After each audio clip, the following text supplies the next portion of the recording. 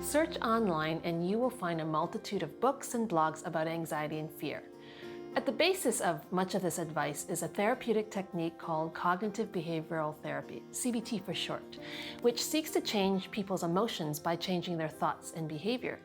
There's a lot of research to support the efficacy of this approach in treating anxiety and fear-related problems. But before I go any further, I do want to add that sometimes there are other issues that can cause symptoms of anxiety in a person's life, such as unresolved grief or trauma or abuse, and sometimes even relationship strife. And you may need a careful analysis by a qualified professional to determine if there needs to be any other interventions. Now, the funny thing is that this whole idea of changing our thoughts to change our emotions isn't new. And in fact, I believe this ancient idea came from God. As I've often said, good science is biblical because it's rooted in truth and in the way God has designed our bodies and our lives to function. The Bible tells us in Romans 12, verse 2, "Do not be shaped by this world, instead be changed within by a new way of thinking." CBT is based on the thinking that it's not actually the events themselves that upset us, but it's the meaning we give them. Research shows that we all tend to respond to life through a filter, how we see ourselves and others in the world and even God.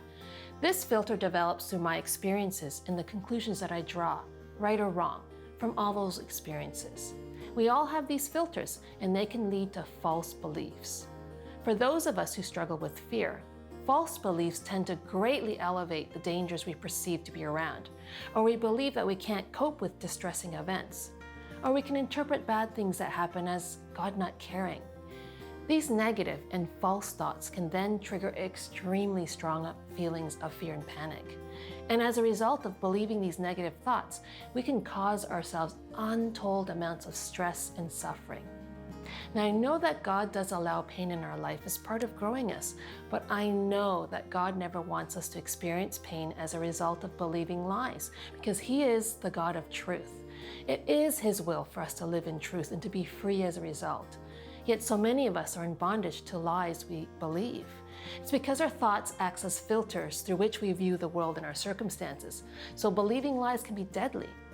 It's our thoughts about a given situation, not the situation itself, that determines our emotional reaction to it.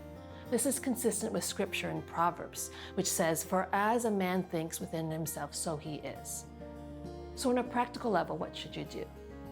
When you find yourself feeling anxious or afraid, try following the ABCs. A is for analyze. Ask yourself, what's triggering this feeling of anxiety or fear? What am I afraid of? Then when you've identified the concern, ask yourself, do I have any control over this? If the answer is yes, then take the time to problem solve. Note, I said problem solve, which is a very different activity than worrying. Problem solving involves evaluating a situation, coming up with concrete steps for dealing with it, and then putting that plan into action. Worrying, on the other hand, rarely leads to solutions. If the concern is solvable, start brainstorming. Make a list of all the possible solutions you can think of. Focus on the things that you have the power to change, rather than the circumstances or realities beyond your control. After you've evaluated the options, make a plan of action and start taking steps. And involving God in this problem solving usually brings great clarity and wisdom to the problem.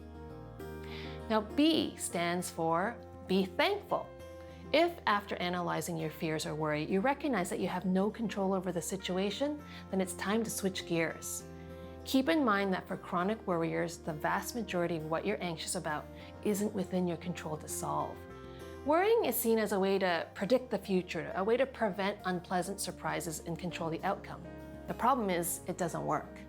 Thinking about all the things that could go wrong doesn't make life any more predictable or keep bad things from happening. It'll only keep you from enjoying the good things you have in the present. If you've determined that you really have no concern over the situation, then it's time to do what I call thankful prayers, where all you focus on is praising and thanking God. Not only does it distract you from your worries, but it takes your mind off of your fears and onto the one who does have control over your circumstances. It also puts you in a frame of mind where you're already celebrating the good things He's done, which will remind you that He will take care of your concerns. And finally, C is for chill. This final step is really key. This is about letting go of your worries and fears and giving it all into the very capable hands of God. Then get busy distracting yourself with worship music that focuses on God's goodness and love for you.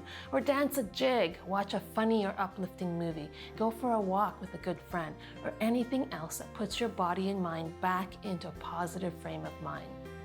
Remember, it will be a daily choice to walk in the truth. Left unchecked, we'll naturally veer towards our old way of thinking. Instead of worrying about something over which you have no control, concentrate instead on what you do have control. Your power to choose what to focus on. Choose truth and choose to live your life with joy and peace.